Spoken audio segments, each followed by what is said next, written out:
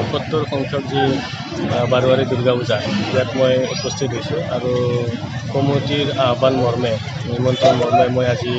বন্তি প্ৰজ্বলন কাৰ্যসূচী আছিলে ইতিমধ্যে মই কাৰ্যসূচী সমাপ্ত কৰিছোঁ আৰু এটা কথা ভাল লাগিছে যে ইয়াত আহি পেলাই যিটো চৰকাৰে মানে SOP জাৰি কৰিছে